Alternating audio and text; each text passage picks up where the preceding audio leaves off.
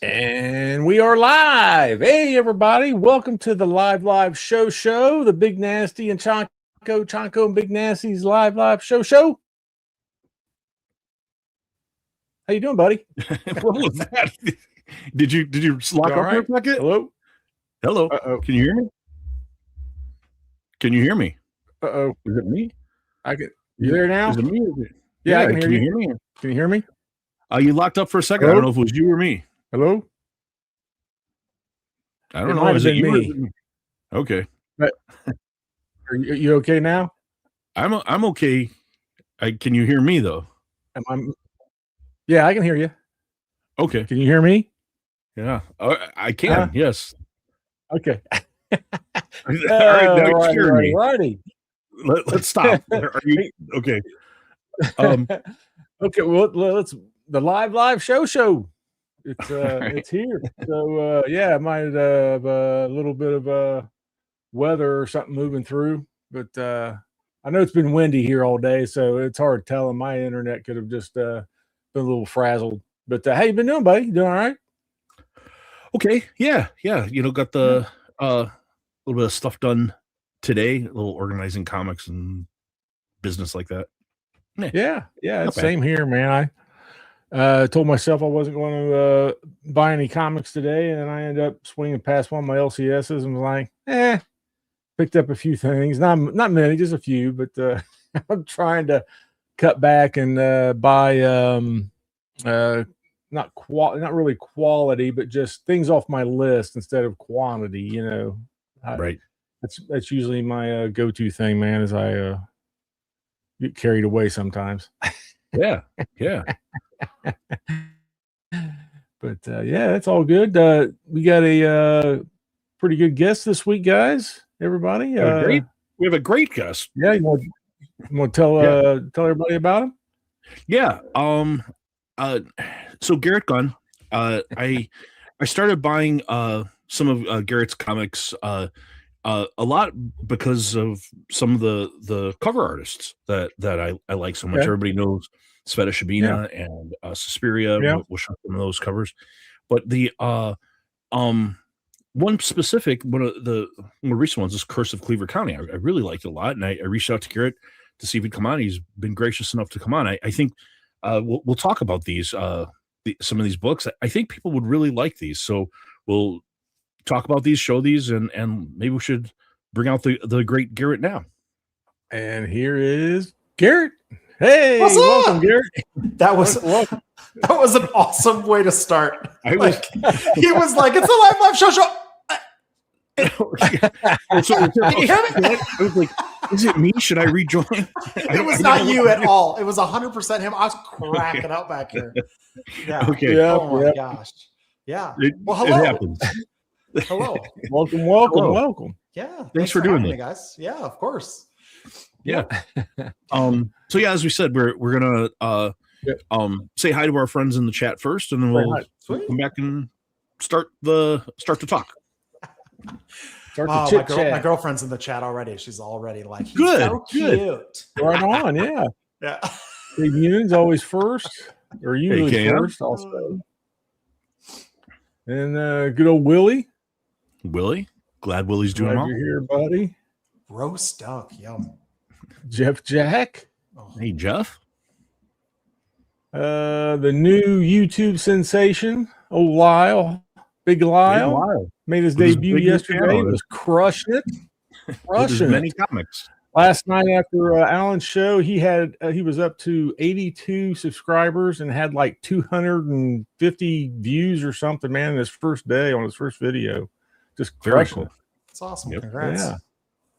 Mr. Mark. Hey, Mark. Chonko. I don't know who let that guy in. Lewis. Hey, Louis. Lewis, Second Floor Comics. John Harrison. Hey, John. Am I locking up? A little bit. Robbie Josephs. The great and powerful Robbie. Yeah, you got me that time. I was trying to beat Robbie, but he beat me that time. Make sure I'm not missing anybody. Jeff Jag, John Harrison. There are more. Yeah, there are more. Oh, Brittany. Hey, Brittany. Huh? Good to see you. Yeah, Brittany's there.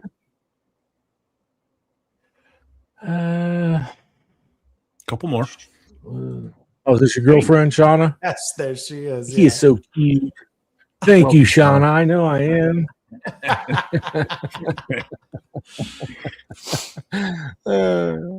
Metal Elf Collectible. Hey, Metal Elf. Our buddy Jason.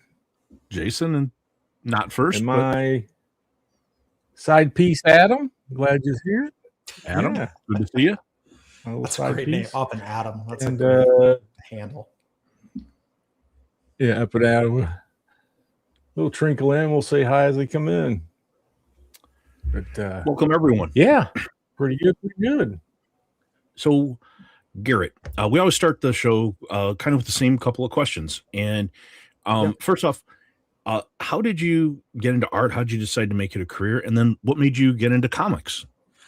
I mean, honestly, I kind of like tripped and fell into it. I was a career military guy, and I was medically retired from the Army in 2015, and I expected to be a military guy my whole life. My grandfather was in, my father was in, like that's all I wanted to do. And when I got medically retired, I had no idea what I was going to do with my life. I was so like, they were like, here's a pension, have a good life. And I was like 28, and I was like, I don't know what to do. I guess I'll go back to school, do something. And I had written I'd always been a fan of comics. I collected for a long time when I was younger. And then when I kind of fell out of it as an adult, and then got back into it when I was in the military. And I wrote a comic as part of like a therapy thing in the Army, like the behavioral health people. Like I did this like little exercise thing. I wrote this comic. And when I got out, I made one, and I was like, oh, I'll make this. And if nothing ever happens with it, great. And if it, whatever, at least I'll have something. And I made it. And I remember I posted it online, and a friend of a friend was some publisher was like, we'll publish it. I was like, wow. Nice. Like, what is what? And then they did. They took it. It was called Insane Comics. And I guess like they started to sell it, and then they were like, cool, like when's the second one come out?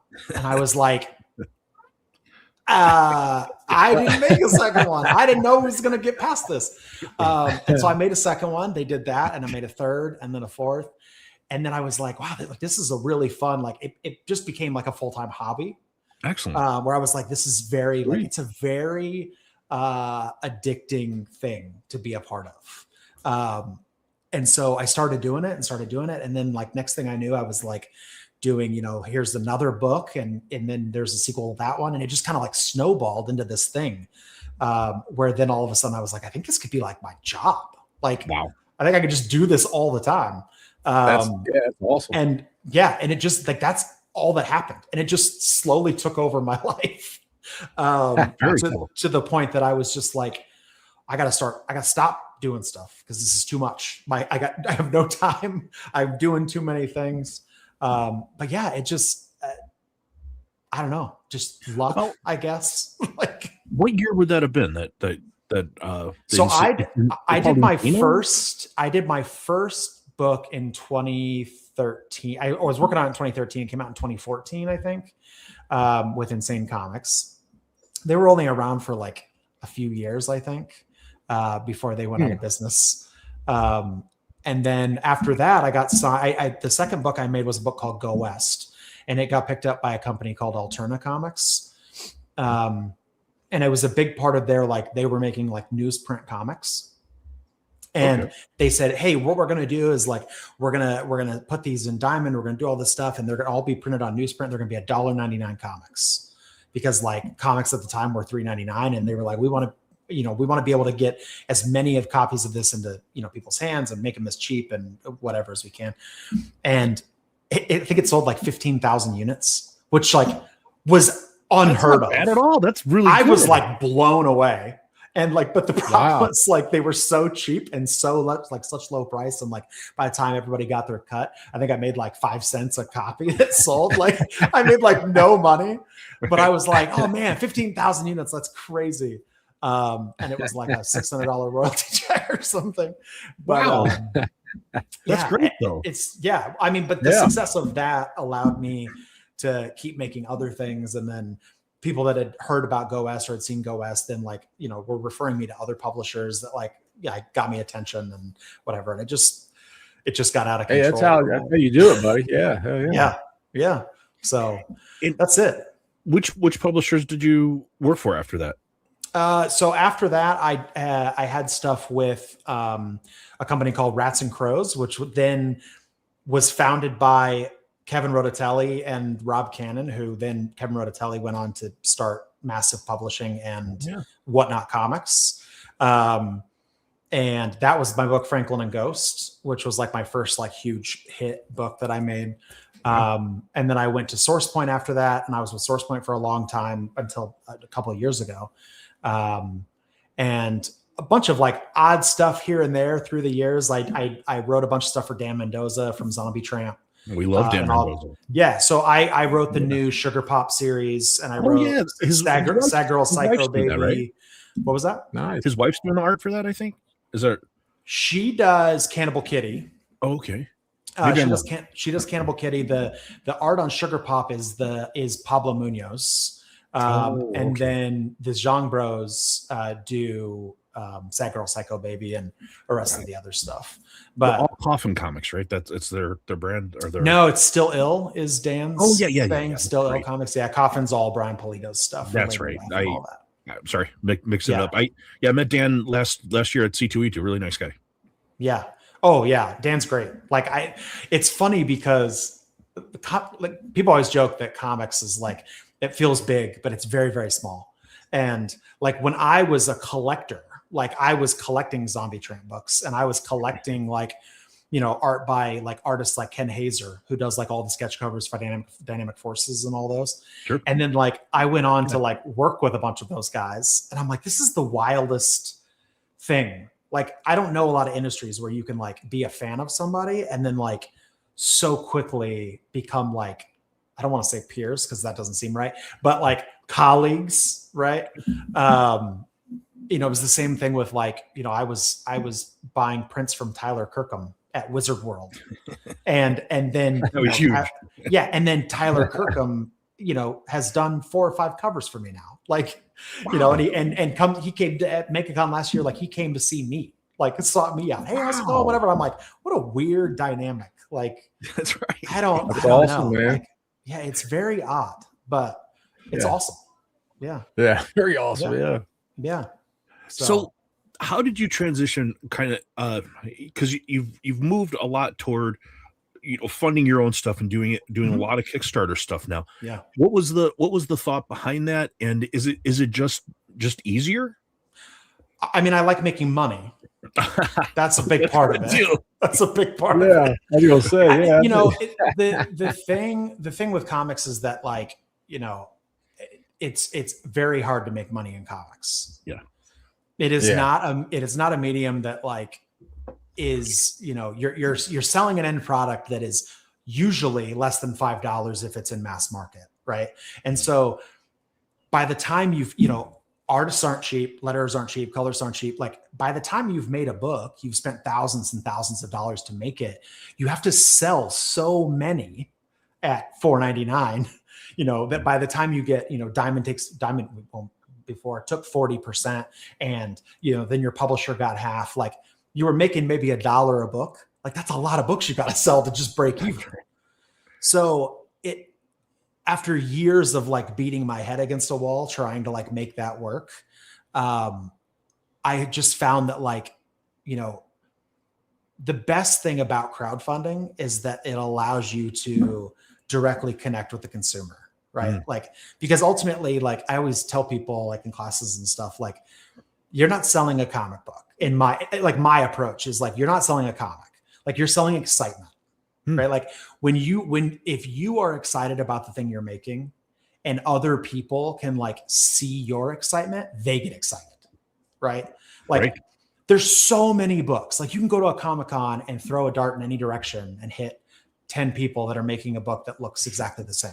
Like it's true. It's not about what the actual product is. It's about like how much you can get people excited about that product. So I have always like told people like my goal in comics is to make cool shit with my friends. Like that's it. Like the money thing is just the like essential to continuing to pay my friends so that they'll hang out with me. That's all it is. Very cool. So crowdfunding is like, before, Kickstarter and things like platforms like that have really changed over the last 10 years of like, oh, I need help getting started with my dreams, right? To like, now it's a pre-order platform. It is, back in old school business days, right? You had people that would like factor your product, right? Like they would come in, a bank would come in and go, oh, you want to make this thing? And you have someone who's willing to buy, 100,000 of them. We will give you a short-term loan for you to produce it and sell it to those people. That's all Kickstarter is. Like it's allowing you to pre-sell copies of a thing you're making so that like, you don't have to go 10 grand out of pocket to hopefully be successful. It's great. Great. It's one of the great things about like this modern internet that we have right now. Yeah. Well, and it's just also like, it allows you to, like I said, like connect with the people actually reading your books or collecting your books. Those people get to like have direct interaction with you. They get to like, you're shipping them their book. They're bringing it then to like a convention or something and maybe asking you to sign something. It's not, this disassociation between like, well, I go to a comic shop and like comic creators aren't real because like these books just show up at my LCS. Like, what is this? It's like yeah, exactly.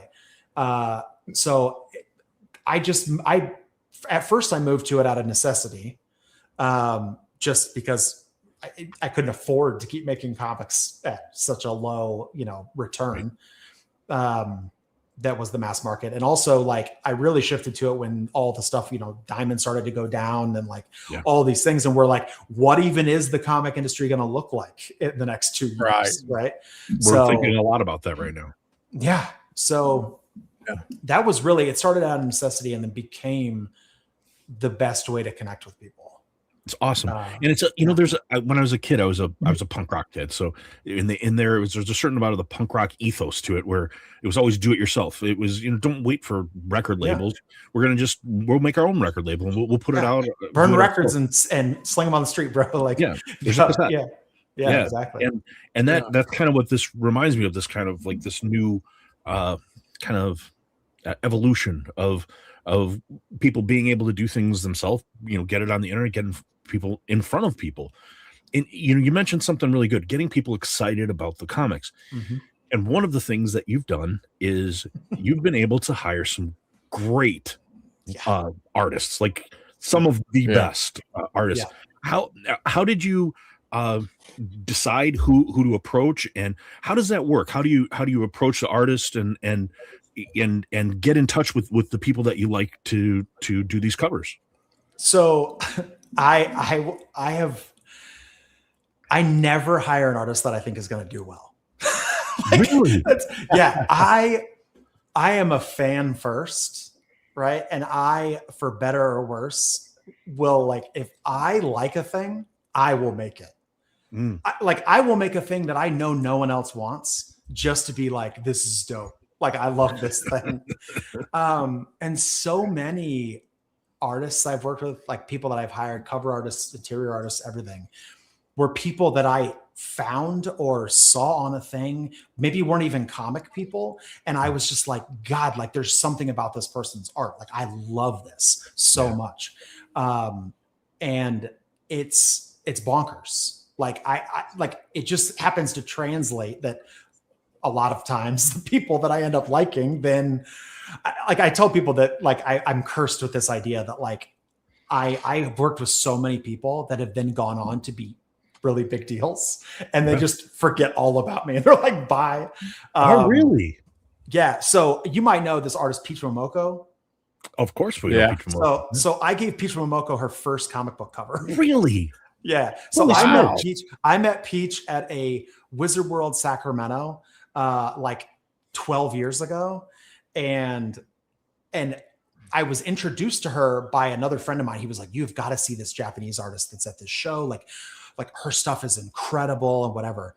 And I went over to the booth. They introduced me. I paid to like at the show to get some like shikishi board like commissions done. And then I said, hey, I would really like to hire you to do like, at the time she was still doing like the massive, like 48-inch by 24-inch like commissions that like she had at her table, like rolled up because they were so big. Yeah. And, I said, hey, I want to, have you do this piece and I want to make it a cover and whatever. And they were like, oh, sure. I paid $250 to get this piece done. And that included the original. Wow. They gave me the original. And and I went on to then make it into a variant cover and it exploded. And then because we kind of like had met and I'd see him at shows all the time and I kind of befriended Yomutsu, her partner and manager. Right. And he then like got her to do a couple other covers for me, a book called Cold Dead Hands. And she did a Warcorns cover for me. And those covers just like blew up. And then she became this superstar. And now I can't even get them to respond to a message of mine. Really? So yeah, it's bonkers. Yeah. So like maybe that has happened so many times. Well, let's show a couple people who are doing current covers for you. Yeah. That I think everybody in our chat probably knows these people, but so Curse of Cleaver County #1 was a Kickstarter. One of these is one of the Kickstarter covers. One of these was a convention exclusive, but one of the convention exclusive from Sveta Shubina for Curse of Cleaver County is awesome. Yeah. Yeah, it's nice. She's unbelievable. Yeah. Did you actually did you talk to Sveta or did you go through Adam? Yeah, so I've been friends with Adam since Adam, we lived next to each other in California. He's on next week. He's on her. Oh my God. He's amazing. So we used to be in the same kind of like local convention circuit because he lived in Sacramento and I lived in Redding, and it was very close. And so we'd see each other at shows all the time. We had a lot of mutual friends, and he came to me and he said, like, this is a long time ago. He was like, dude, you got to see this new artist I'm working with. She's from Ukraine and her stuff's incredible. Like I was like, what has she done? And he's like, she hasn't done like anything. She does like clothing and stuff. He was like, do you know who the Suicide Girls are? And I was like, of course. He was like, she created their logo. And I was like, oh, I didn't know that. Yeah, the little like SG with the girl with the pigtails. I had no idea she did that. Yeah, she drew. If you look at that logo, you can like tell it's her art. Like now that you say it, I had no idea. He was like, yeah, she's made designs for clothing and like all this stuff, but like I'm really trying to get into the comics. And I was like, he showed me her stuff and I was blown away. I was like, this like is everyone, crazy. Right? Like anybody who sees her work. Well, and even her early stuff that like looked a lot different than it does now. Like she has really found her like groove now. Like it's crazy. Crushing. But like, he showed me her stuff and I was like, she's unbelievable. I was like, yes, whatever. Give me covers now, like whatever. And she did a bunch of stuff for me. I mean, I think I did, I don't know, probably 6 or 7 different covers with her before she exploded and blew up. I have one of the Kickstarter, one of the foils is off at CGC right now. Otherwise, I would show that. I thought I got through the original Kickstarter. Well, what's funny now is that I have people messaging me, coming back and saying, hey, you did this book, right? Like, do you have this? I'm looking for a specific cover. And I'm like, is it the Sveta Shubina cover? Sorry. And they're like, yes. And I'm like, not a chance. It's been sold out for 4 years, bro. Like, not even close. Got mine. I got mine. Yeah. And I'm like, man, some of these, it's crazy. Like people keep like discovering it through then like searching her name and finding all the things she's done. That's how I found it was the artists. And and then I love the story. Can I show another one? And then I really want to talk about the story. Show whatever you want, man. But another one of our favorites, the great Suspiria did this great like Zana Vilches. Yeah, and it's like this. It's so cool because it's like an homage to a movie. Yeah. So like a 70s horror slasher movie kind of. Well, she loves that shit. She loves old like sexploitation, like old like crazy. That's what it looks like an old drive-in. Like I'm going to a drive-in exactly. or something. There. Yeah. Oh yeah. She's an absolute sweetheart. Yeah, she's like one of my favorites. I talk to her from time to time. We'll have some more Suspiria news coming up. Nobody leave. We got Suspiria news, but this is so appropriate because when you read the book, and tell me again, as I mentioned backstage, when I give you my impression, tell me if I'm like way off of what you were going for, and you just say, Chanko or Mike, shut up. Let me tell you what it's really about. But I've only read number 1 so far because number 2 isn't out yet. To me, this seems like an 80s slasher kind of dead teenager movie, but there's a little bit of Scooby-Doo in it too, because like the slasher, who's the slasher kind of a thing. It seems like, is that what you were going for? So I was never, it's so funny. I was never into horror for most of my life. It was not my thing.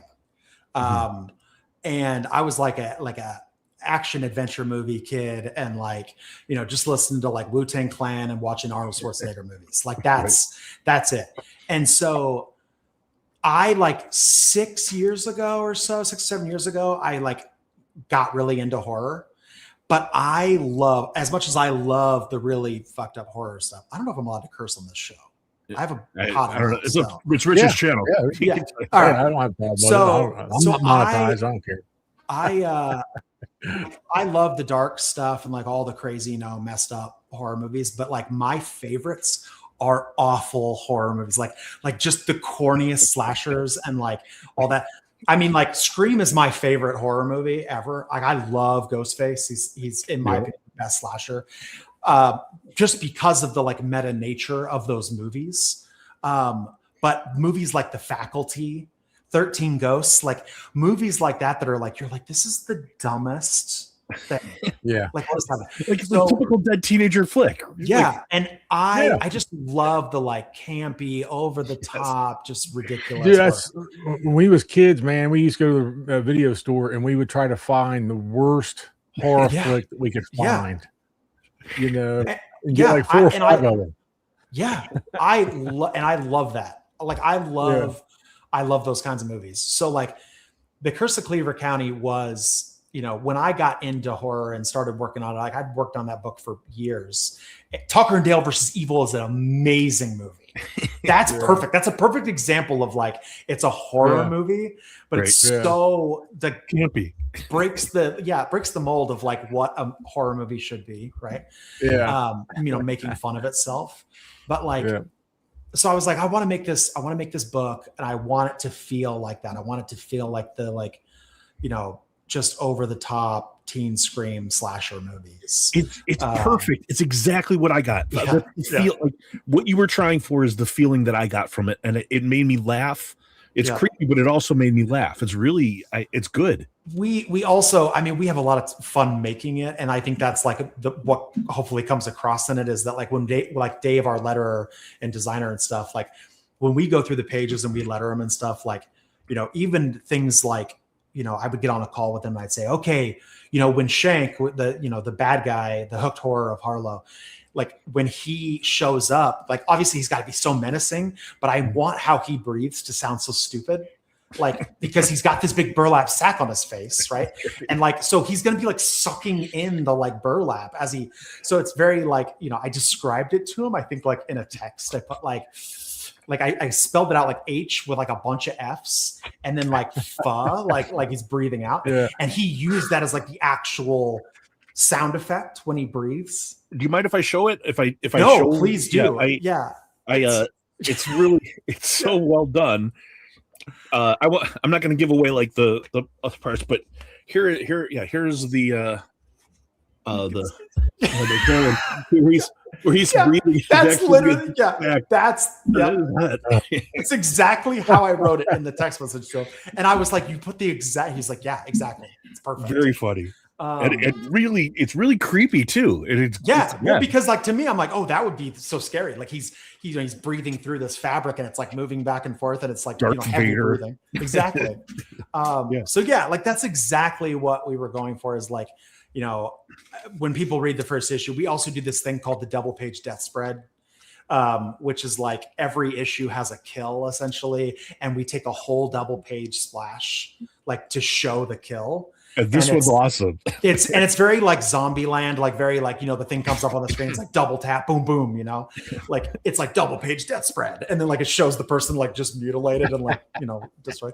I love it. It's so stupid and over the top. I love it so much. Yeah. So we had a question from the chat, and we had a couple of questions. I wanted to get my few things in, but our buddy Louie, Second Floor Comics, is asking when number 2 is out, and the Kickstarter is available right now, right? Yeah. So right now, I think there's another 13 or 14 days on the campaign. The way we do Kickstarters is we do a number 1, and then on the second one, we do number 1 and 2. So you can we never reprint number 1s or number 2. Like we never reprint issues after the Kickstarter is over to maintain the integrity of the print run.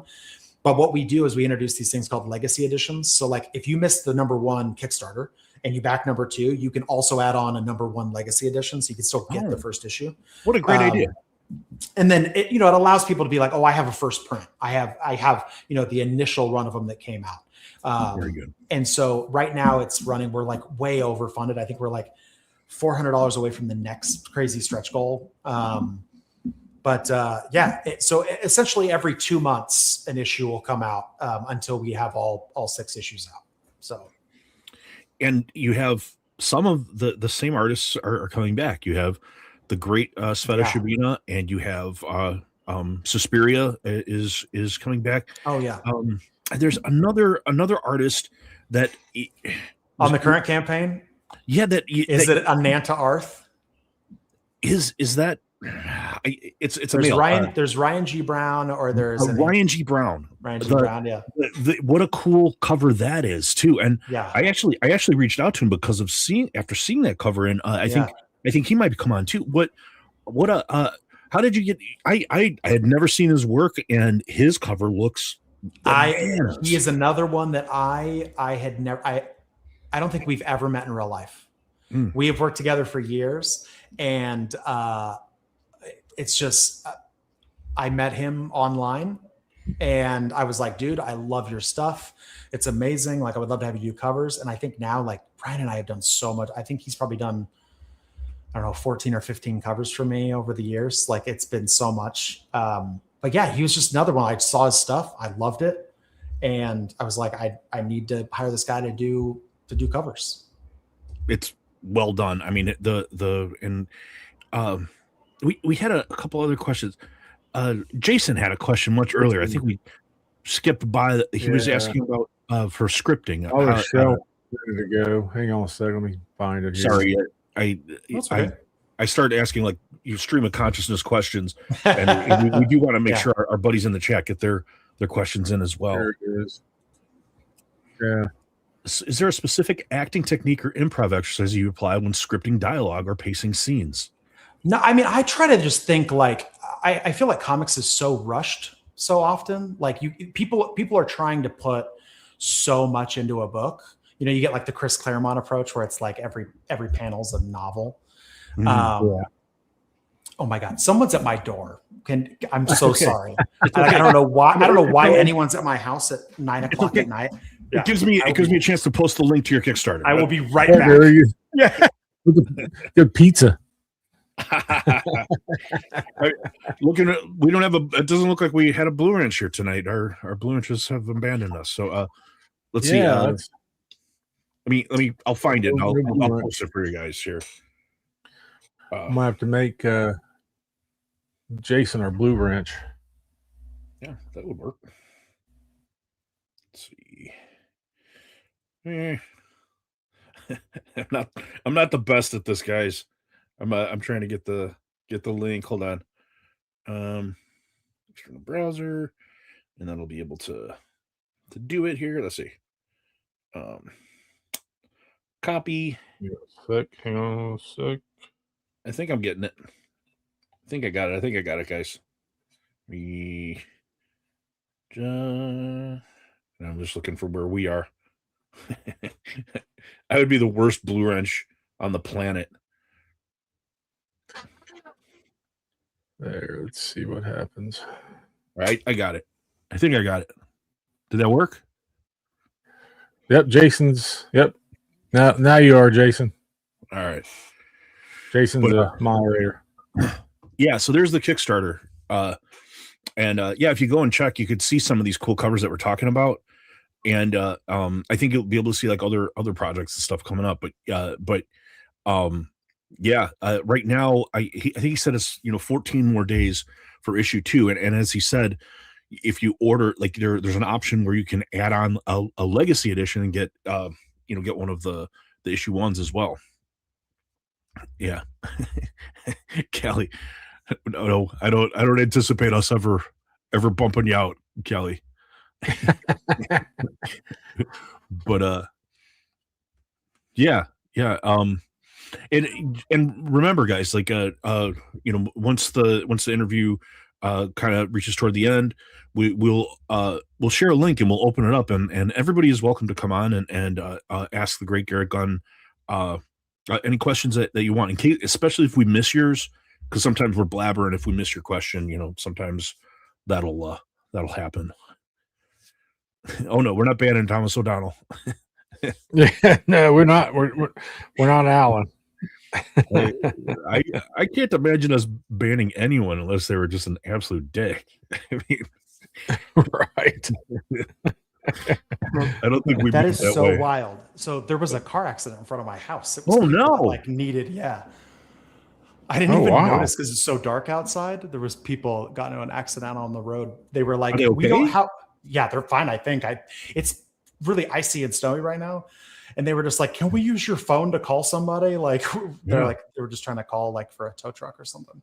And even that, it's like, I always hate to be like, uncharitable or something or paranoid, but you see these, like on YouTube, you'll see these things where it's like, hey, we don't have a phone. And then there's like 3 guys jumping in your house, Yeah, that's fine. I got plenty of. I'm not worried about that. Yeah, number one, I'm an enormous person, so like, and we're all former military, so we know that we can play the song of our people if we need to. Yeah, exactly. Wild. But what I was saying is like, so people make they try to put so much into a book. And I always feel like so rushed. Like I when you read books, it feels rushed so often. And so I just try to, I've had people read my scripts and be like, oh, it almost feels like a movie. Like, cause I don't write, I used to joke that I write the Marvel method, right? Like, the Marvel method of like, like let the person draw the book and then write the stuff in. Like mine is very like, my script is so it's almost like beats. Right. Like I'm like, okay, there's an action and this thing is happening and these people are talking, but like, it's really just like, a tempo, there's a tempo to it that like, isn't, exterior panel 1, this thing happens, blah, blah, blah, move, pan left, blah, like I try to like create a collaborative process with the artist where when they're drawing it, it feels, I don't like to tell people what to draw. Because like I'm not a sequential artist. Like I have found that if you give the artist, if they understand what the intent of the scene is, or they understand like, what you're trying to convey, they will draw it in the coolest way they can. Very nice. And oftentimes you get a better product because like you might be telling them to draw something stupid. and they might be like, this would look a lot better if we did it like this. And some artists love that, some people hate it, but I always loved when I was growing up, I loved actors that were like very like physical comedians, like the Jim Carreys of the world, right? The Mr. Beans of the world, like and so like I try to like make, especially with like Cleaver County, I really try to create like a physical comedy aspect to it, like how things happen, that doesn't quite leave too much to the imagination, like even as much as like when we do sound effects on panels, sometimes they're not even sound effects. Sometimes they're like an action, right? Like someone will be running and they'll trip over a rock, and the sound effect isn't like, tap or whatever, it's trip. Like, because it's like a very, like, to me, it's a very, it feels very like, oh my God, now I feel so bad forgetting Adam West. It's like a very Adam West Batman, like the punch, right? Like pow, like it's a part of it. It's like, it's just a very different, to me, like reading experience of like, sometimes you look at a panel and you're like, what is happening here? Right. Like, and you're like, no, like this, like we did a book called Blind Justice that was like a superhero parody, and he was fighting Nazis, and it said something like he hits the first guy and it said like fuck Nazis. Like that was the sound effect, right? Like and that to me is so funny, like when you can, because I know people read that and we'll get a chuckle out of it. Right. It's not, if you just had the power, it doesn't hold the same and a callback to Golden Age of Comics. I mean, callback directly to Captain America. And then if you get that part of like, hey, that's Captain America #1. He's exactly. Callback. Yeah, exactly. Yeah. So can we?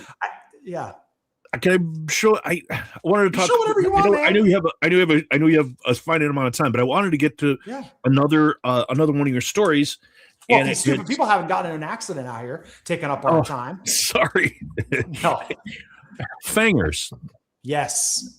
Now, Fangers is completely different. This is a different world altogether. This is a Suspiria cover, everyone, which big fan. Fangers is like, okay, my impression of Fangers is it is a female-led story about vampires, erotic, bordering on pornographic. So the tagline is Fangers Retirement Community for the Eternally Damned. That's right. That's the full title.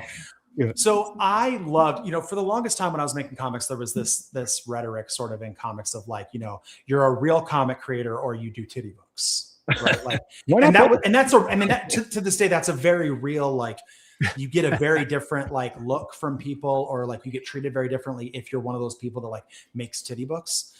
And I was always very like I for the longest time I was like, I won't ever do that. I won't, whatever.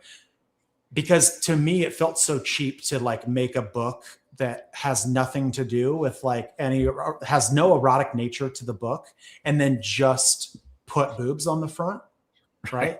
Because you're like, okay, my book can't stand on its own 2 feet. I have to like, exploit women to like put that, like to get people to buy my comic book because nobody wants it.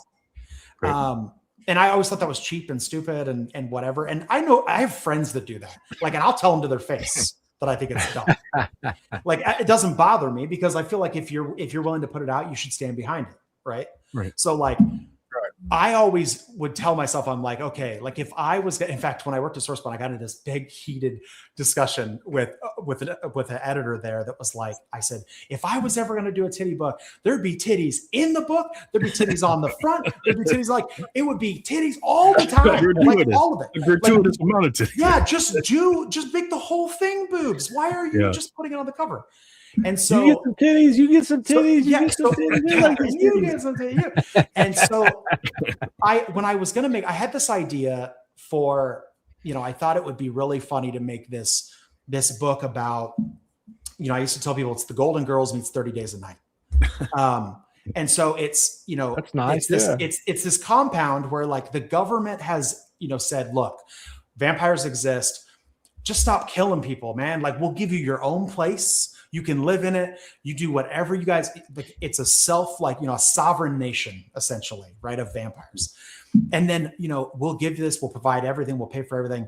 The only trade-off is that during the day when you're sleeping, like, we're going to do star tours of the facility. Like, we're going to let people in on a tram and be like, on your left is Dracula's house. And, like we're going to use it we're going to monetize your existence, essentially, right? And I thought, okay, that's fun. I started digging into like, okay, what kind of vampires are going to be there? Like, how many different, parodies can I make of famous vampires and all this stuff? And what it came down to is like, vampires are horny people, man. You've coined the phrase, I think, fang bang. Yes. So I was like, it got down to like, okay, like vampires are such horny people. Like the horniness of vampires, like the sexual, like erotic nature of just the vampire race has got to be a big plot point in this book. So what I decided is I said, okay, what would they be doing if vampires could just do whatever they wanted? What would the inside of this community look like? And we came down to this thing that like every year they have this thing called the annual Fang Bang. And it's like this giant, it's like Burning Man, but like everybody's like, it's just crazy stuff happening. There's like concerts going on and like, people are having sex everywhere. It's just like, it's insane. And then of course there's a whole bunch of people that want nothing to do with it. They're like, we're the good vampires. We're well behaved and we don't like whatever. They kind of look down on those people. And then I thought, okay, well, what's our conflict, right? In this book, we're going to put a bunch of humans that are on this tram. And one day, like when the tram's going, someone activates essentially Sunset Protocol, which is like where the whole thing locks up while these people are inside. And now these people have to try to survive till the next morning when it opens back up again. While they're just essentially like 8 humans just in the middle of this whole community of bloodthirsty vampires who are all super horny right now because it's the annual thing. Is it on number 2 or has it gone beyond that? I've only got number 3 just came out. Oh, okay. And then number 4 launches next month. Okay. So I still have to get number 3. I haven't got that far. Yeah, it's wild, man. Like it's such a fun series. And like there is erotic content in every issue. But it's not like and at least in my opinion, I'm obviously biased. Right. It's not like unnecessary. Oh no, like, it's a part of the plot. Yeah. Right? I just can't show it. I just can't show it. Of course not. No, don't. But like, to me, like, there's a little bit of that like teen scream, like, slasher kind of vibes in it too, right? Like the horny couple that obviously dies first. And like, yes. Like all of the people and all of the humans in the story have a very specific reason why they're there. Like it's not by accident. Like there's a couple that's there, it's their honeymoon, and like their goal is on their honeymoon, they want to have sex in Dracula's house. That's their like, so we're going to get on this tram, we're going to sneak off at a certain point, and we're going to go try to like hook up in Dracula's house. There's, the main girl, the final girl, Ashley, she's writing her dissertation on like the exploitation of the vampiric race for college. And so she's there trying to like learn about what's going on in this community and whatever. There's a very old man with a cane who like looks suspiciously like Van Helsing. Yes. And, he's never called by name, like, whatever. Everybody there has a very specific reason, like that they're it's there. It's really funny. Yeah. But it is like, if you're sensitive to that thing, I will tell you it's definitely not for like the prudish comic. Right. None of us are, but there are some people who would be. I've had people come to my table and they go like, what is this? And I did another book called Murder Bukkake that was like a very similar, like it was about 2 porn stars who like were killed by an evil director, and they come back as the supervillain team Murder Bukkake. And like that was another thing of like people would come to the table and they would buy it, and I go, look, like these are grown people, right? Sometimes like over 50. And like I'm like, listen, I just want to warn you before you buy that book. There is graphic fucking in that book. Right. And they're like, I was in Vietnam, like it whatever. I'm like, okay, man, like I'm just telling you, I'm doing my due diligence here, right? And like I've had people bring it back and be like, I would like my money back. Like this is filthy. Like whatever. And I'm like, I told you it was bad. Or people like pick it up and they're like, do you mind if I look through? And I'm like, go for it. And they open it up and they go, and just like immediately walk away. And I love that. I also love that there's fans of it that have bought it that come to my table and they're like real quiet. They always got like a bag and they're like, so you wrote a book. It's Will you sign that? And I'm like, oh, Murder Bugatti, man. Like, yeah, absolutely. I'm like, look at this. Like, oh. I know. And they're like, oh my God, bro. Like, what?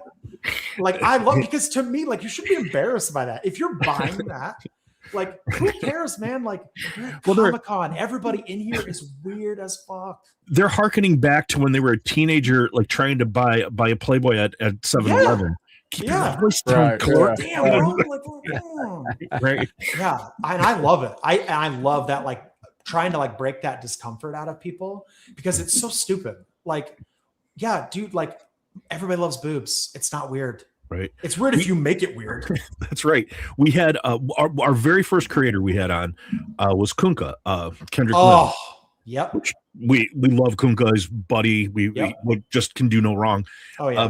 One of the questions I asked him was, what do you really like to draw? What's your favorite thing? And he kind of thought, and he went, hot chicks and monsters. And we were like, that sounds like Kunka. We love that. We love hot chicks and monsters. That's like, that's like what I buy. Oh, dude, I love the whole Art Germ team. Edger Curry and Kunka and all them.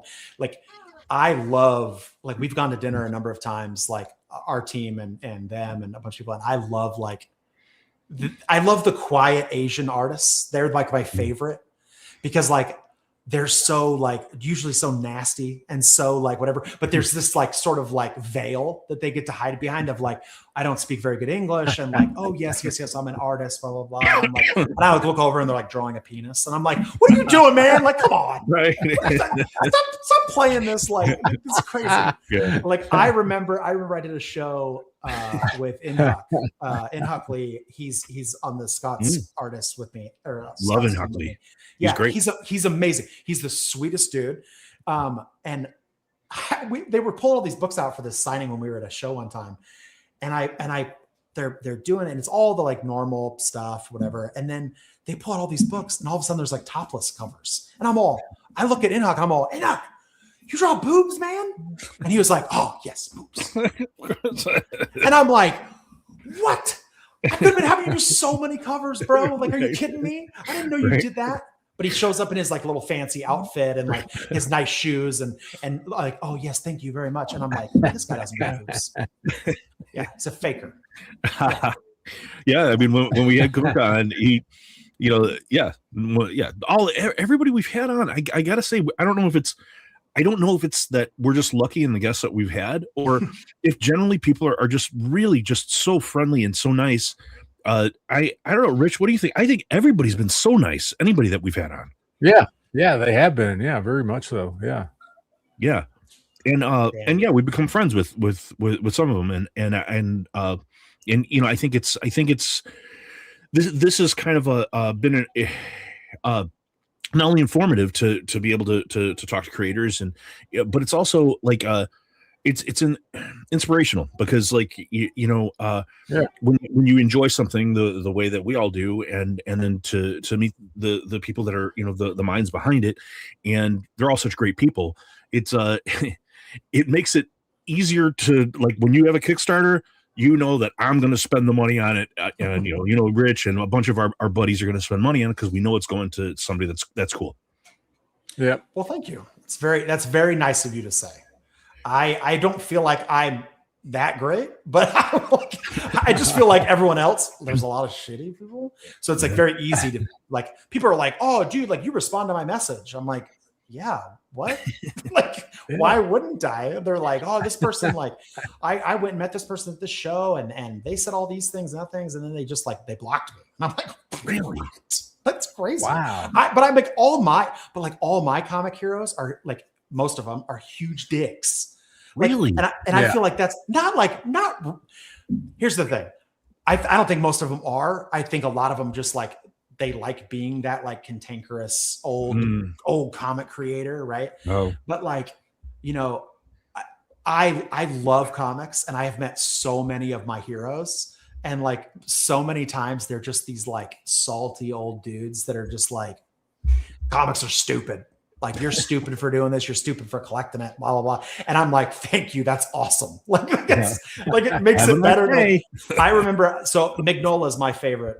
That is my fucking Magnolia. He's up Mignola there. and Art Adams. Hellboy's awesome. Yeah. And I've got a tattoo of like, I got Mignola. Oh, wow. Nice. And Brian Michael Bendis.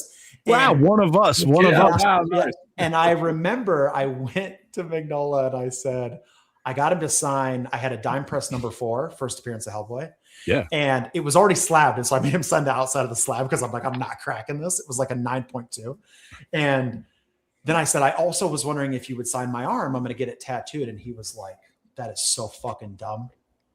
And I was like, thank you so much. Yeah.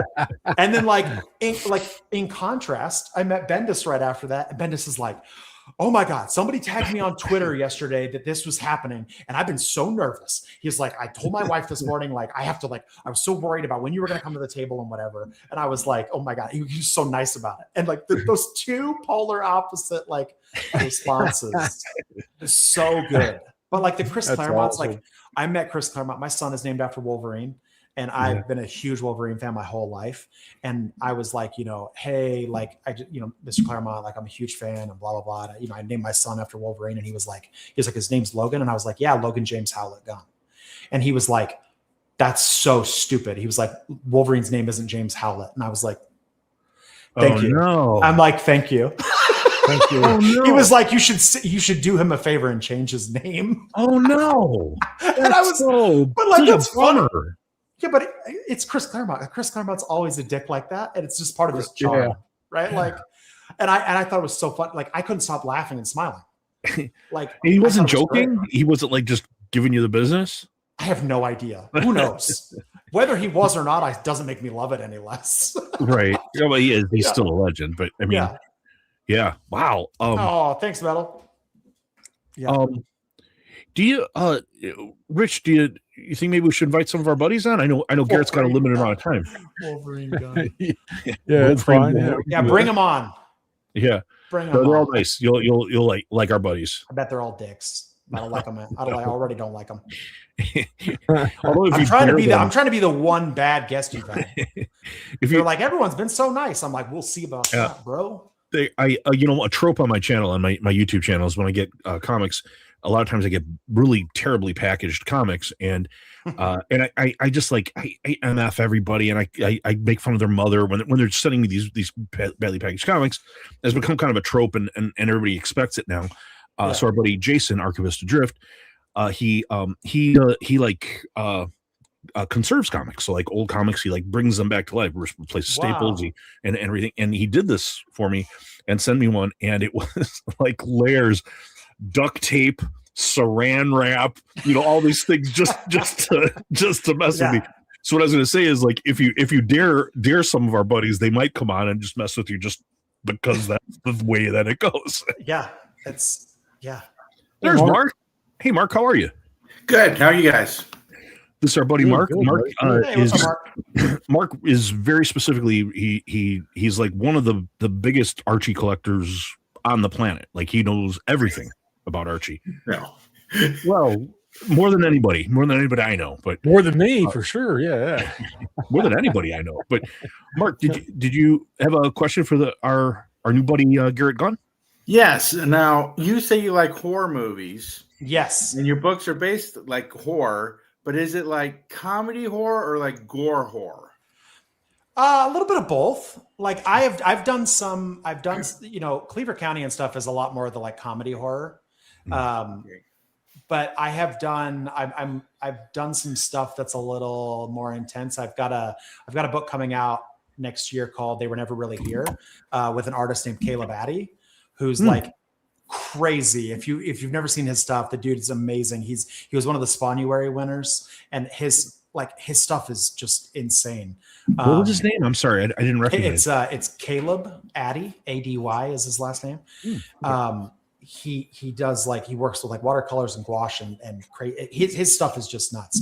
But we're doing some like really messed up dark stuff that's way more serious. Not a lot of funny stuff to it. Oh, yeah, I recognize his stuff. Yeah, his stuff is wild, man. Wild. Yeah. Very, very cool. When was that? Is that going to be a Kickstarter, and when does that drop? We actually, so at MegaCon this year, we're going to do the book is a like anthology. So it's like 10 different stories, and they're all like either like short stories, poems, or like things that I wrote. Like I've done a bunch of like dark nursery rhymes for books that I've done. And nice. So it's 10 chapters, and we're taking the first chapter, which is called The Living Stone, and releasing it at MegaCon as like its own little mini comic. Wow. And then the rest will be available this summer, like as a hardcover, one big book. Kickstarter or through a book? Kickstarter. Yeah. Okay. Yep. This is our other buddy, Matt. Matt, what's going on, Matt? He's a Bills fan, and he's a little bit down, but hopefully being able to talk to one of our new buddy commentators. So I think they said before the season, if he didn't make it to the Super Bowl, he was going to get canned, and that happened. Anyway, my question to you, Garrett, is if there was anybody alive or dead that you could have a chance to work with on a book, who would you choose? Great question. Oh my God. Especially because we know that you're a collector. So this is going to be one that got alive or dead.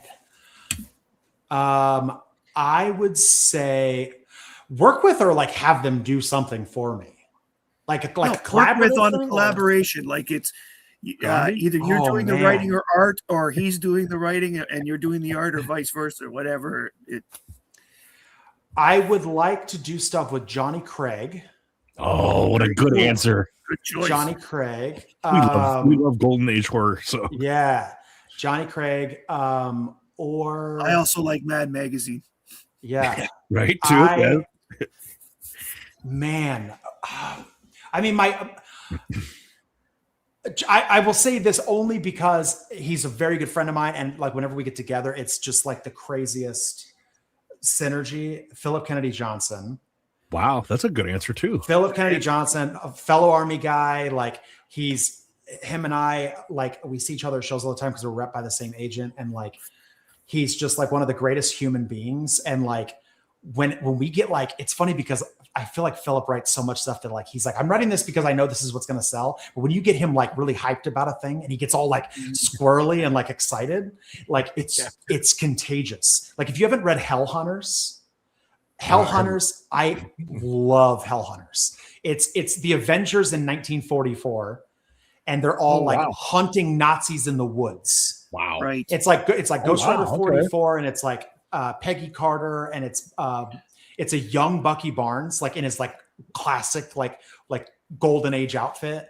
Wow. And like and so in other words, the domino mask, it doesn't really hide an identity. No, yeah, exactly. It is such a fun, crazy series. We love that stuff. Yeah, and it was like a four issue run, I think. And it was like the first series that, because he introduced Ghost Rider 44 in Hulk, and then he made a whole series based around Ghost Rider 44. Wow. And it's like Ghost Rider on a motorcycle, and Bucky's on the back with like a 249, just like that's crazy, just like shooting these like demon Nazis in the woods. That's crazy. It's nuts. Like, and that's the stuff that like when you get Philip talking about that, he gets so like excited. Yeah. And like that to me, that's more than anything. Like I would love to work with Mignola, but honestly, as much as I love Mike, he's probably a pain in the ass. Right. Like I've heard that like, because he's an artist, right? Like an artist. But right? I will consider the source who said that, and the source was Neil Adams. So Neil Adams could be a big ass too. So. Dude, rest in peace, dog. Cool. But like I went to Neil Adams' studio one time when he was still alive, and it was like, it was a very weird.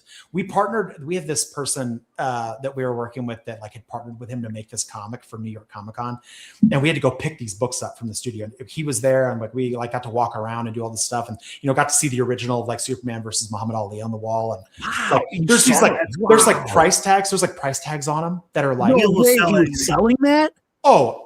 dude, it was like $100,000. Like, Neil will sell anything. Wow. Yeah. But it's like, it's clearly like it's up there with a price that no one's going to buy. Like, so that, like it's just really for like, look at how cool this is. But he was not like, he's an amazing artist and everything. He wasn't that nice. I don't know. Neil I'll tell you who else. Bernie Wrightson. Bernie Wrightson is one I would want to work with. That was, I was going to say that. I was going to mention the name. He would be so great for your stuff. But yeah, everybody. I don't think there's anybody who likes horror that doesn't love Bernie Wrightson. He's like everyone's favorite, right? Yeah, absolutely. Yeah, I love but Bernie Johnny Wrightson, Craig, man. Johnny Craig is a good answer. I will say this. I've met Neil Adams on several occasions when he was alive. And honestly, he's very quirky is the word I will use for it. I will never forget the time I actually asked him, and there were like 3 of my friends with him, and I was trying to tell him, this is one of the best artists ever. And like, they're looking at it going, great, wow. So I actually asked him, so Neil, what's your inspiration for, drawing women as well as you do? And he goes, I just like to think of a girl I'd like to masturbate to. That was his exact phrase. Jesus Christ, Neil. That's great. Quirky. Yeah.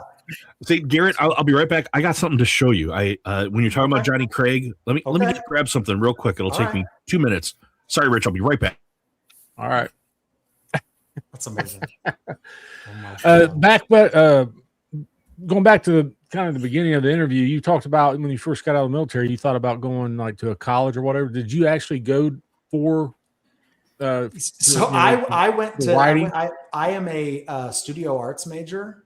I've never taken a writing class in my life. Well, that's not true. I took like the ones you have to take in college, right? Like creative writing or whatever. But I took those after I was already a published writer. And I was in the class for like 2 weeks, and the teacher found out I had put books out, and she was like, oh, bring your books in. Like I brought her some stuff, and she was like, okay. She was like, you don't have to come to this class anymore. I was like, what? And she was like, what? It's fine. And I was like, dope. But I was a studio arts major. I was a ceramics and sculpture major in college. Okay. I like making art with my hands. I mean, did you, to be able to formulate how to write comics, did you like watch YouTube videos, or did you watch? I have no idea. I have never taken a class. I've never read a book. I've never done any of it. I just was like, I looked at comics that I had and I was like, okay, well, I know it's gotta be by page. And I was like, at first I was like, well, it's gotta be panels, but I was like, I can't stand writing. Like I started trying to do it like, oh, I'm gonna do panel 1, page 1, panel 1, exterior shot, wide angle, blah, blah, blah. And I can't do it. The detail stuff kills my creativity. Like if I have to sit and formulate, like, format stuff, like I'm just like, oh my God, kill me, bro. So I just sat down and was like, cool, page 1, like establishing shot. Here's what's happening in the scene. Here's the actions. Here's the dialogue. Boom, boom, boom, boom, boom. Page 2. And it's progressed over the years of like, it's gotten a little more detailed, but like, yeah, I've never taken a class. I don't know that should be a point of pride or anything. I probably should have taken classes. But it's not a requirement by any means. It's you have. I tell people that all the time. I'm like, the talent, man, and you can do it. I tell people, I'm like, the best and worst thing about comics is that anyone can do it. Yeah. The entry level to like do it is non-existent. Anybody can do it, and so they show up, and like, it means there's a lot of competition in the room. Yeah, and it's great. Competition. You better have your shit together. Yeah. What you got, Chonko? Good. Also, I was told there'd be a dog. Isn't Chonko a dog? Yeah, Chonko's my actual dog. Yeah. How come we haven't seen a dog on this show? Well, I've tried to bring him in. In fact, he's a madman. Yeah, because getting him on screen is a little rough. Yeah, the last time I tried to bring him on a live stream, he's like a 65 Mike showed his ass. Yeah, it was bad. He jumps over my shoulder, and I'm trying to grab him, and my pants fell down, and it's just like my whole butt on the. Oh my God! It's like a fucking slapstick comedy. Oh, it was awful, and then our friend Son of Crom like took a screenshot, and it was bad. So I'm not repeating that. I don't bring him in the comic room anymore. Hell but he's a Yeah, on the Instagram, I just posted one today. He's like the sweetest, funniest dog, but he's also a monster. Yeah. But here, this is my original Johnny Craig. Wow. Yeah, it was an unused cover, man. So it's like That the was so guy. cool. So the lady is finding the guy in the freezer, and then the actual killer is behind the lady with the knife. Dude, that is crazy. Yeah. What an incredible piece. I just brought a couple other things in because they were in there. But you talked about Wrightson, but this is my Wrightson lithograph from Bro, it's so good. Yeah, it's my God, signed and numbered by Wrightson. And then the last thing, our mutual friend, I mentioned I had an original Suspiria, but this is an original Suspiria painting for Last Day of HP. Wow, that's very interesting. Like that it feels very different from her normal stuff. Yeah, it's all HP Lovecraft kind of stuff. That is, she's so incredible. HP Lovecraft is so out there. I know that everybody likes it, but I mean, like, it's insane. Nice. Yeah, but I mean, like, did he really believe that he was being sent alien messages to his head? He was nuts. He was nuts. No wonder he died early. Yeah. Yeah. He also wasn't a very good person. No, he was not a very good person. Yeah, you can get down a rabbit hole of weird... I've also read that Robert Howard had a lot of issues, and that literally he took his life an hour after he found out his mother died. Jiminy Christmas. Wow. Well, that was a nice slight note to end the show on. Okay. You like the horror. Oh my God. Yeah. There's nothing that screams horror more than 1930s mental issues. That's true. That's actual time horror. To have mental health issues. I'll tell you. No. Yeah, I mean, probably no time, but that time specifically would have been a bad deal. Yeah. Yeah, you got the depression going on and causing depression everywhere. Yeah. And they're just going to start like shocking you and cutting parts of your head out. So that's right. It's fine. Remember, you know what you need when you get scary thoughts? You need a needle through your eye socket. Right. That's right. That'll fix everything for you. And if there's heroin in it, you don't feel the pain. I mean, at least do that. At least give me the heroin if you're going to cut my brain out. Yeah. Right? Oh my God. Yeah. God.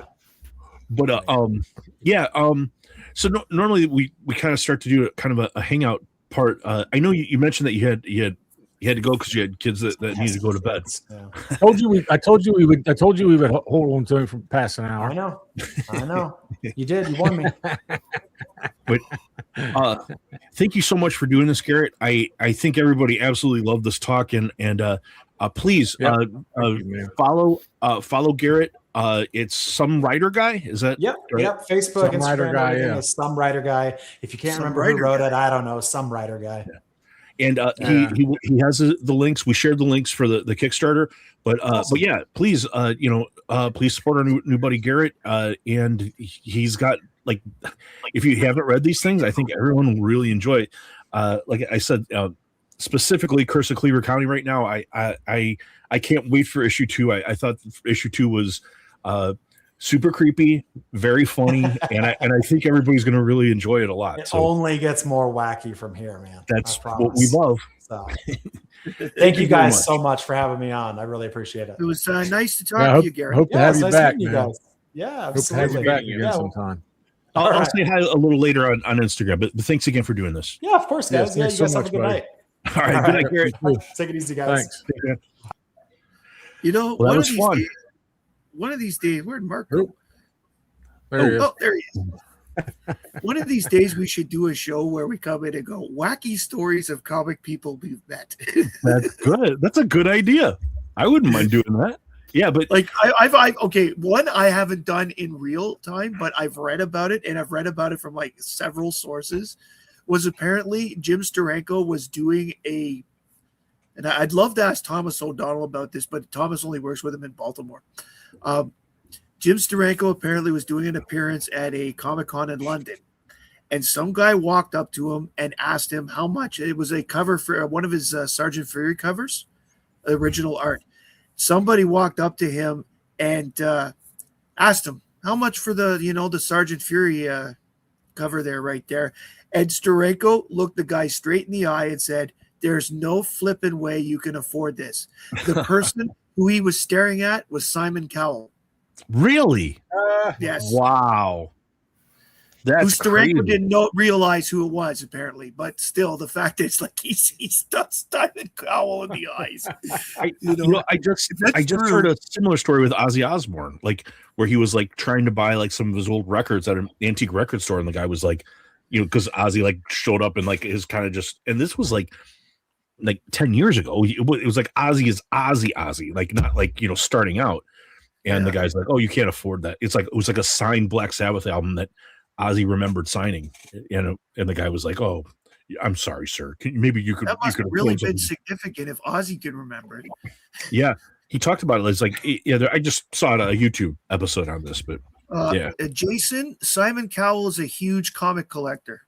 Really, another one of those famous people who collect comics.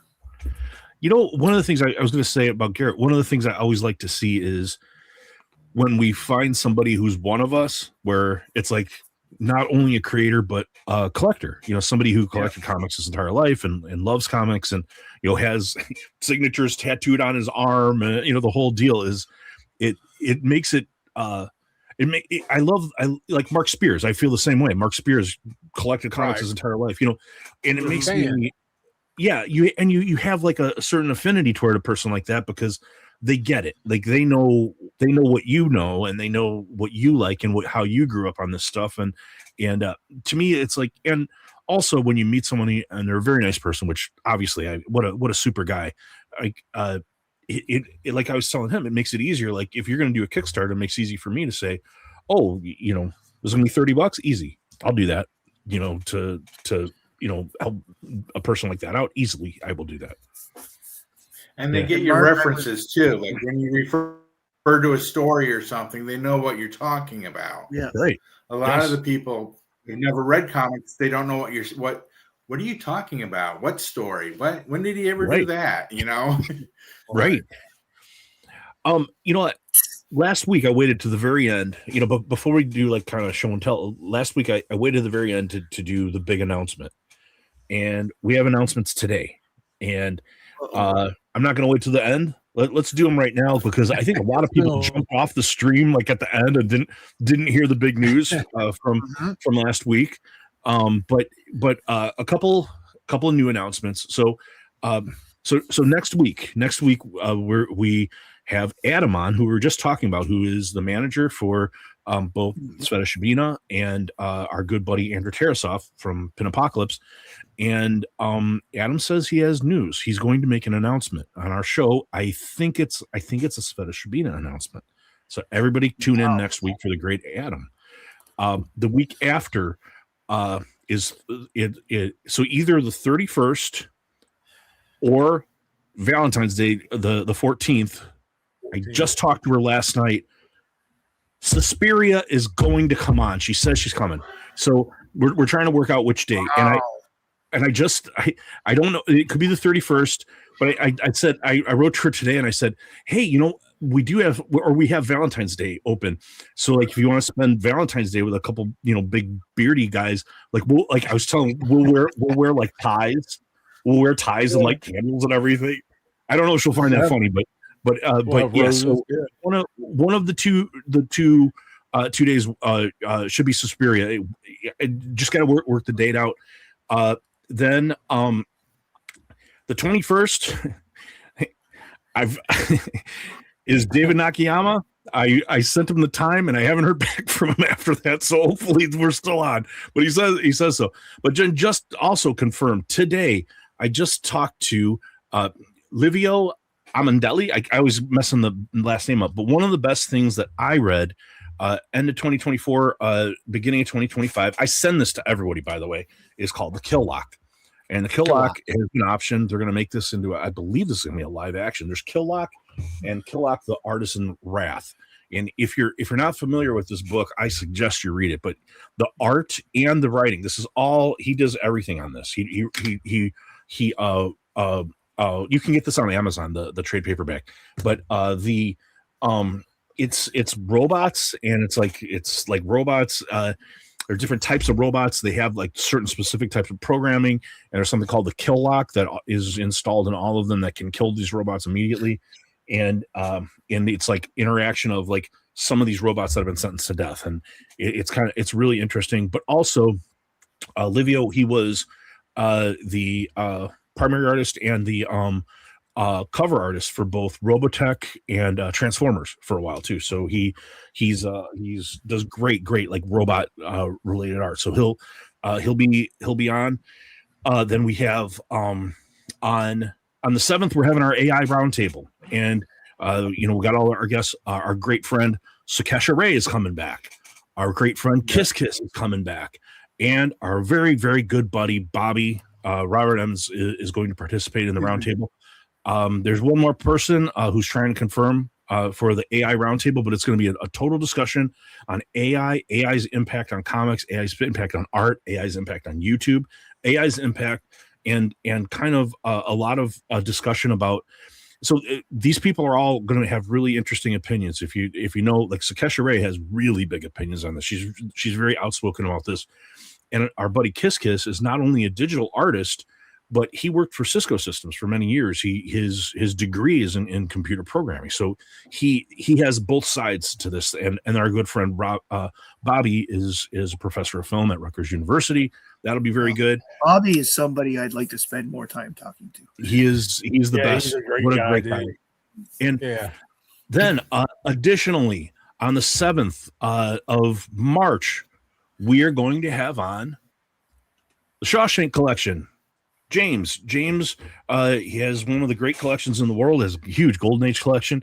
Our good friend Four Corner Comics from last week. This is the guy he said has the best collection he knows of, and he confirmed for that date. So big guests, like I keep saying, Choo Choo, Suspiria, David Nakayama, Livio, the AI roundtable. If you're not watching this show from beginning to end, get on board. Now's the time. I have a lot more time now that the bills are done. So I'm just pounding the table because what we're doing is different and it's growing, and we're getting much bigger and bigger guests, and there's more to come. There are more people I'm talking to. I'm telling you. You don't want to be left behind. There's room for everybody. Choo choo, choo choo. Yeah, well, in 4 weeks, I'm getting a Ouija board, and I'm bringing in Kurt Swan and Jim Aparo and some other guy who died. I look forward to it. I look forward to all of those. That's it. Mark, you got to watch that one. Dan DeCarlo. It's Stan Lee. Stan I'm Lee going to and get Jack Kirby. the king himself. I'm going to get the king himself. You want to play the name drop, Dan? I'm going to get Big Nasty Comics. He's the biggest name in comic books. He's a big get. I might be busy. But now is when we kind of show comics that people would like to show. Does anybody? Yeah. Well, I'm going to a show tomorrow. I got this one book I dug out because the guy who did the cover, Jeff Isherwood, is at the show. So I'm going to get this signed tomorrow. Oh yeah, very nice. Big white, nice big red Sonia white cover so it's perfect to get a good signature on it. Hopefully. Very cool. Yeah. Jeff Isherwood has lived in the Ottawa area for years and years and years. He worked on Conan for on and off for 8 years, and he's still to this day doing stuff in this magazine. Savage. Very nice. And speaking of which, you're throwing names. The person who did this cover, Mike Ruth, is going to be on my channel in February. Nice. Very nice.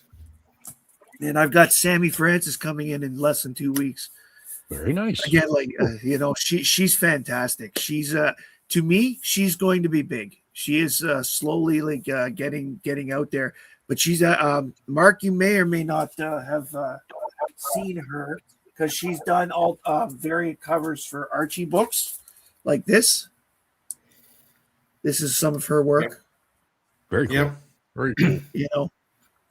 So you and you had her on your you interviewed her on one of your shows, I remember. I did, yes. And she's agreed to come and be on my interview show when she's going to show some pieces she's working on and things like that and talk about what's going on. things she liked, stuff I didn't ask at the Comic-Con. So, Very cool. the usual stuff where people. I've pulled this out because I'm going to be using it in another video soon. Biggie is one of Biggie's favorites.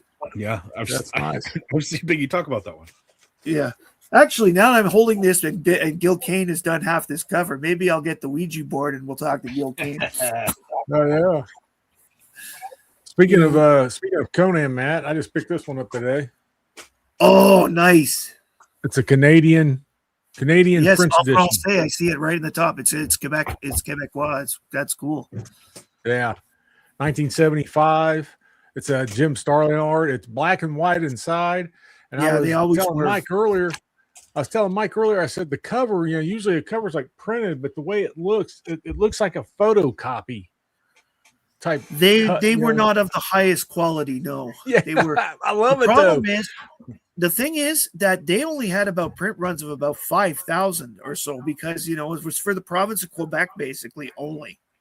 So there's not that many. Most comic fans in Quebec read English comics. And then the inside cover and the back cover is blank. There's no ad.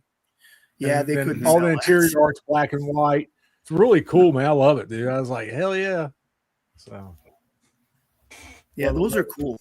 It yeah, is Jim cool. Starlin art. I got this. Air Raiders. Nice. I remember those toys when I was a kid. I loved them. Star Comics. Love Star Comics. Little John Byrne Spider-Man. Did somebody say John Byrne? Yeah, did someone say John Byrne? And just like weekly pickups. Had to get my Daniel Warren Johnson KO. Oh yeah.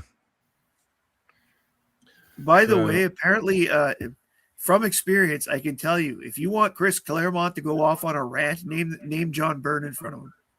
Oh really? I didn't know that. They don't like that. Yeah, but apparently he's got some issues. And a little Frank Miller. Oh, yeah. no, this is Oh, it's Sakevich, is it? yeah, it's a Kevich. Sakevich. Oh, Yeah. why did I think it was Miller? Oh yeah, it's Sakevich. Wow, that's badass. Yeah, number one. Yeah, I'm gonna he did all the covers in this little 8-issue run. I keep coming across them, and I finally found this number one. I thought, well, since I found number one, I'm gonna start getting the rest of them now. So Very cool. but that's pretty much it. I've been getting stuff like crazy. I got some Yeah, stuff. I'm going to a con tomorrow. I can just picture what I'm going to come home with. Oh, I can imagine, man. So much for trying to focus my collection, I think. That's exactly what I was telling Mike earlier. I've been trying to focus, but I can't focus. I have been saying no a lot more, but still, it's sometimes like I have today- said no to a few things because today somebody threw one in my face, and I said when I took my kids today to the same show. So, but someone in my face just huh?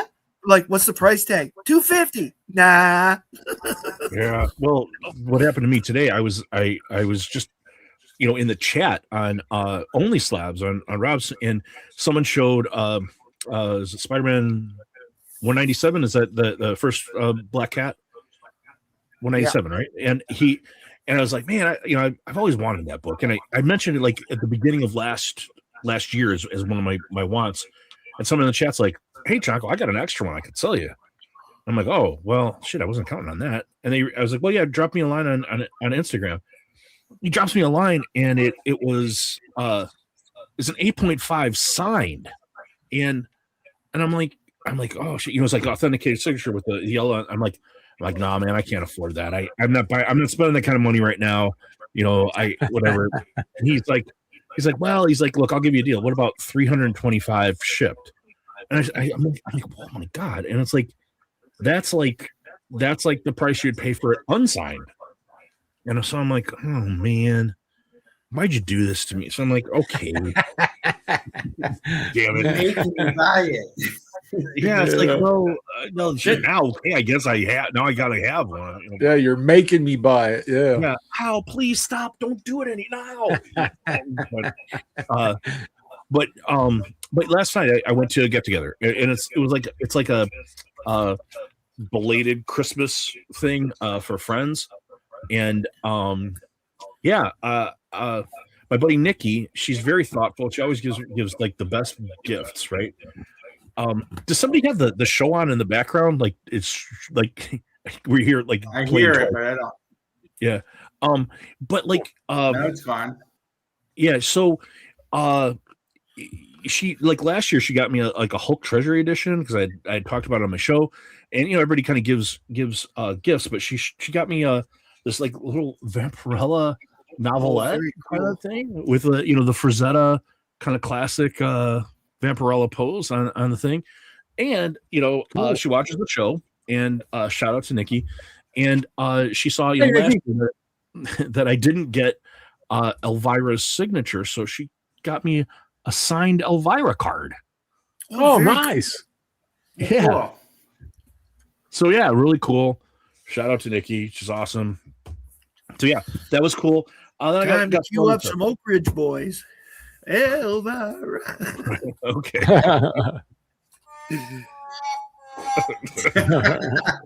Okay. I feel accomplished on any given day. I can get Choco to play that. That's funny. But my comic shop had an auction recently, and I just put in like minimum bids on a bunch of stuff, and I won something. I wasn't expecting to win anything, but it's in really good shape. But a Captain Marvel Jr. Number 23. It's the one where he's flying through the guillotine, which is a really cool cover. I got this for $31. That's the British version. Oh yeah, that's right. It is. Yeah, $31. I was like, okay, all right, I'm in. Cool. Then I lost 3 auctions on my comic shop last week for 3 of the books that I have on my top 10 list that I want to get, including the number 1 book. So I got another shipment from one of the my connections in Brazil. Some more Brazilian comics. None of these are Jaime Cortez, but they're all really cool. So this is the first one. It's called Sinistro. But this is so cool. It's a recreation of Sensation Comics number 109, and this is Carmine Infantino, and it's taken from a panel inside of that comic. The cover looks like this for Sensation, but it's a little different. But like with the hand with all the weird guys on it. But yeah, Carmine Infantino, and they just kind of repurposed one of the interior panels for the cover. Very cool. Yeah, and then this is a later. I think this is like 1967. So this is after Jaime Cortez left this series, and I'm not really sure of the artist on this. I got to kind of research it a little more. But this is Otero Negro number 112, and it's this. It might be an M. cover, but these weirdo kind of like a girl in the red dress with these weirdo like octopus creature things. It turns out that tentacle porn was invented in Brazil, not in Japan. That's right. I guess it was, but very cool. And then the third one is kind of the best one, and this is Sobrenatural presents Historia de Terror. I think this is 1964 or 65. And it's not signed, but I think this is a Zizo cover. And Zizo was a protege of Jaime Cortez. But check this out. This dude is some blood draining their blood and drinking it. Oh, cool. Well, maybe not, but crazy look.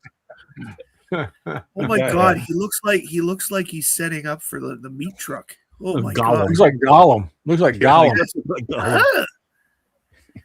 But yeah, those are all really cool.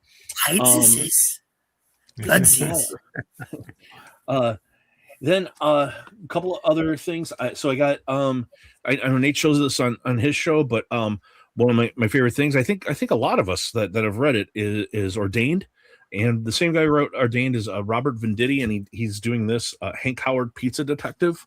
It's kind of this weird series. Same writer. I haven't read it yet. But is issue 2 out? I think that this is I think this is reprinting issue 1, actually, or I'm not sure. I don't know the whole story on this. I just got it, but Nate said it was really funny, and I like this writer, so I figured I'd give it a shot. So that just landed. Then I had a couple blind bags. One of the blind bags was an IDW or something, and it was like this Peach Momoko cover was in there. No, it was Image. It was Image, and it's cool. I don't know really what it is. I kind of researched that, but it doesn't. It's supposed to be their variants. And then if you saw my crazy opening the other day with the Dynamite blind bags where they were stuck, two of them were stuck. But that has completely turned me off blind bags. Well, I think that this is going to ruin blind bags if they don't figure this stuff out. But it might be too late between the Marvel one and now what's going on with this Dynamite. I think blind bags, it preys on the thing of everybody likes to gamble and everybody likes to kind of like, hey, maybe I can get this. But yeah, some of the cool ones I got out of it, I guess, were this one, which is Mark Spears. And it's this one was released, but it was like different colors. The one that was released normally, and then a couple of these like sketch cover variants of Harley and Elvira, and they're all right, but I wouldn't buy those again. So wow.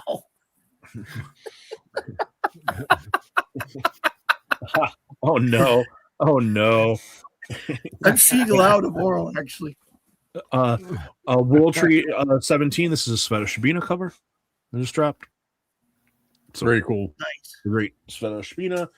And this, if you didn't see me talk about it, this is an artist that I wasn't really familiar with, but kind of in the 90s, I guess he was really big.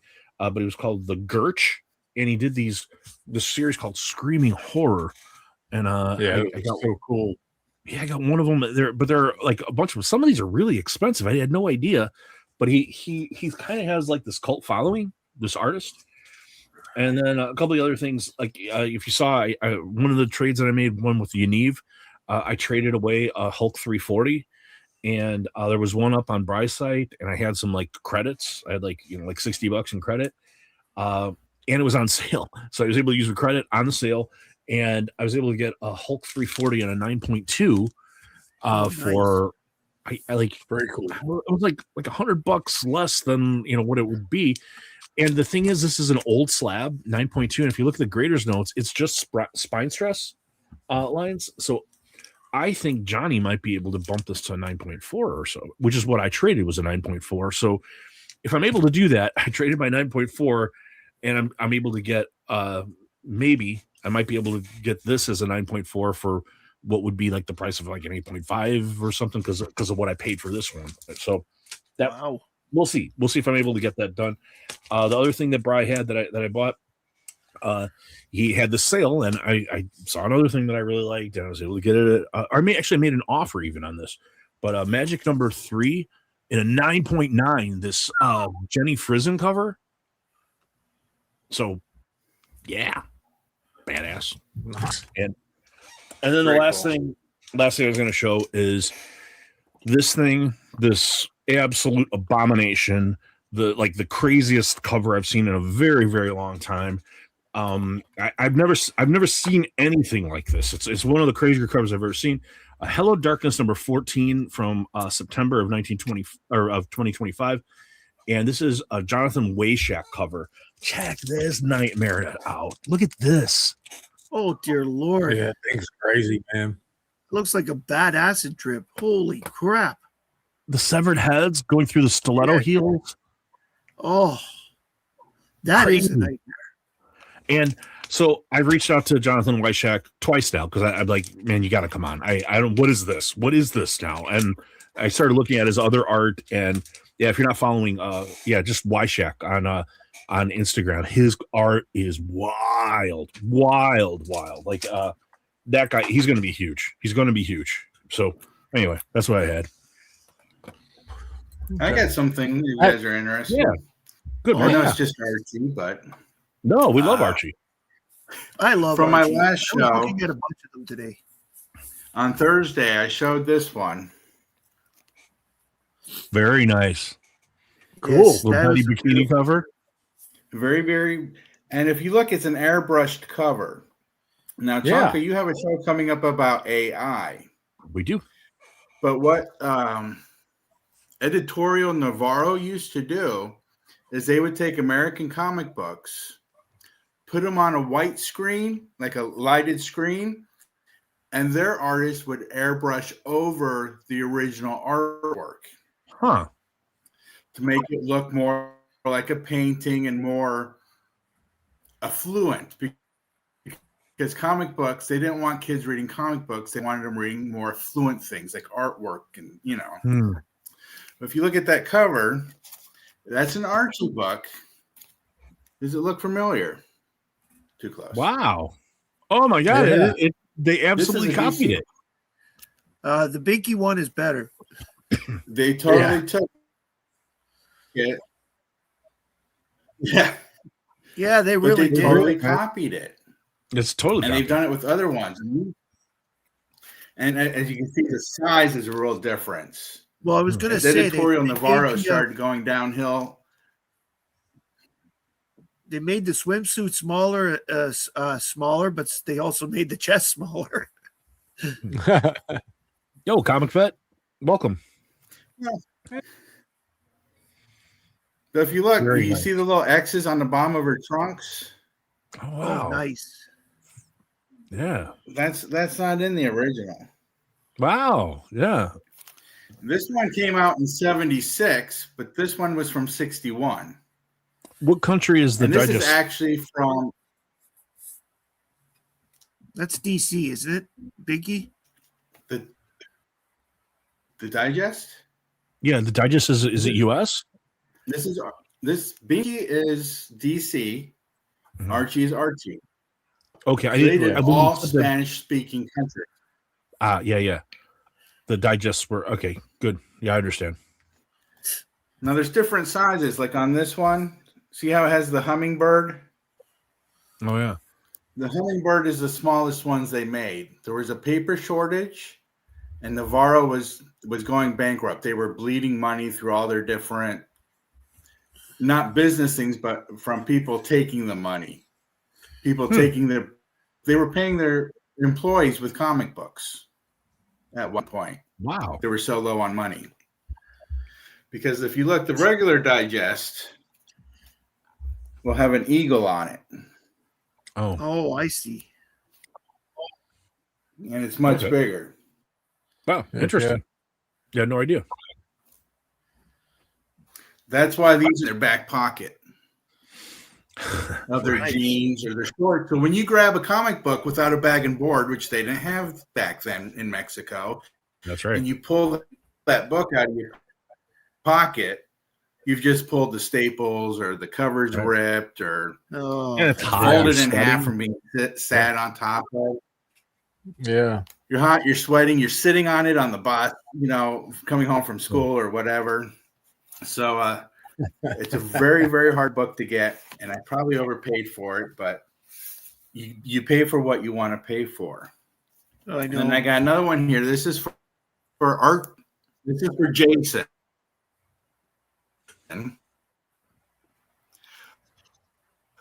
He requested this book.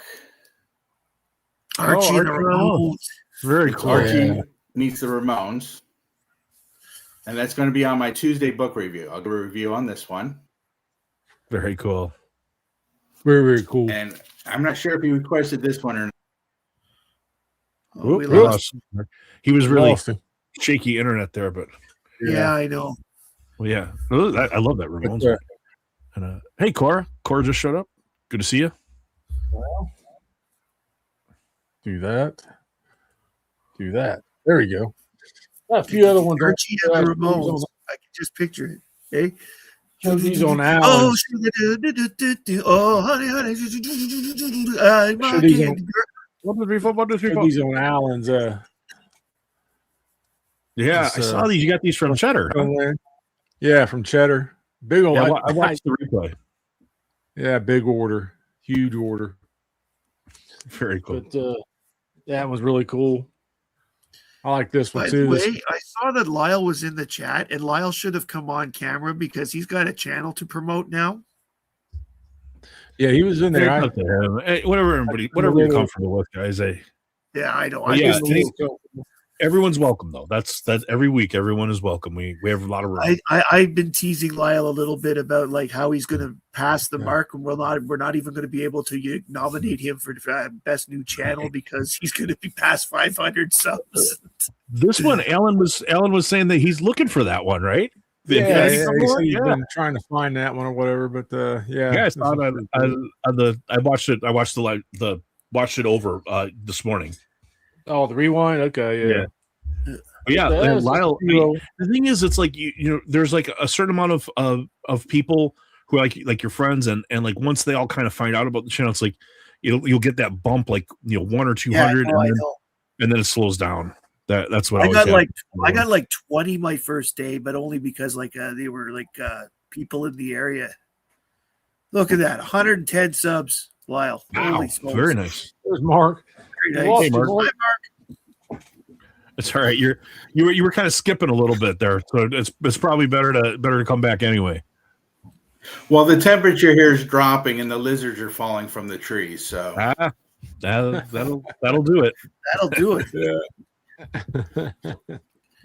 But that's all I had. I just wanted to come back. Oh, okay. But by the way, Mark, I really appreciate you getting that Ottawa book. That was cool. Those buildings that are on the cover there, the Parliament buildings, I live 15 minutes away from those.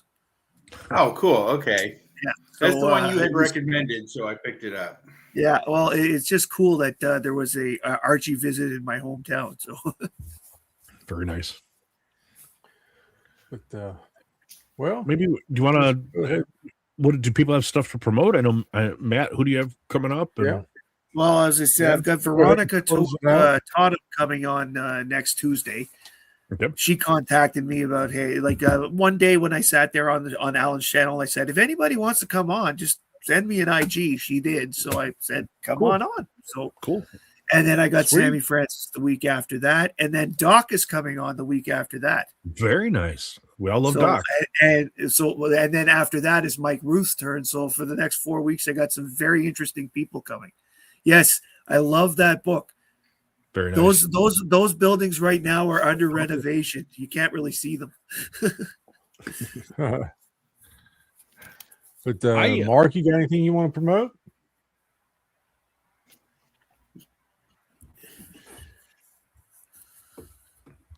Mark, I just got my Tuesday show, which I said I was going to do the book review for the Ramones. Okay. I'm liking your book reviews, by the way. Very cool. Hello? Yeah. I don't think. Can you hear us, Mark? Well, thank you. So I'm doing that, and then Thursday, I can hear you. Can you hear me? Yeah. I think you got a little bit of a delay. Yeah. All right. He's on. Then my Thursday show, I should have some stuff coming from down under. Nice. Very cool. Very nice. Cool. Very cool. I got a couple things. Yeah. Next Tuesday, I'm going to be on with Heroes for Hire. Matt from Heroes for Hire going to do his show and show some comics. And then just a reminder, next week we're going to have the great and powerful Adam, the U.S. representation for both Sveta Shabina and our good friend Andrew Tarasoff. And it sounds like, Adam is going to have an announcement for us. And I don't know what the announcement is yet. I think it's a Sveta Shabina announcement, but it might be something else. But that's what from what I gather talking to him, I think it'll be a Sveta announcement. It might be just based upon what he's done on Beyond Wednesdays. It might be announcing a Sveta book, and it might be something where we're able to share the link and people are able to buy the book like real time while the show's on. We'll see if that happens, but that's what he's done in the past. It's up to him, whatever he wants to do. Very cool. Cool. Well, thank you for allowing me to join you. And always, man. You're always welcome. I was going to say thanks to everybody in love you move that book around. It's like I'm always like, okay, where is it? Yeah, it's like my ongoing little gag, but yeah, I love it.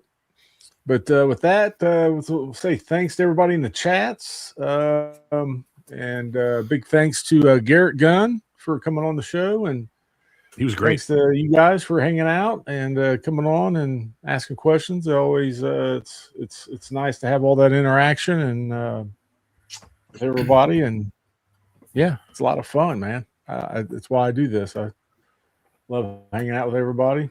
Love talking to everybody and meet new people. Like we've every week we meet somebody new, and it's fun, and you make new friends, and they all turn out to be great people.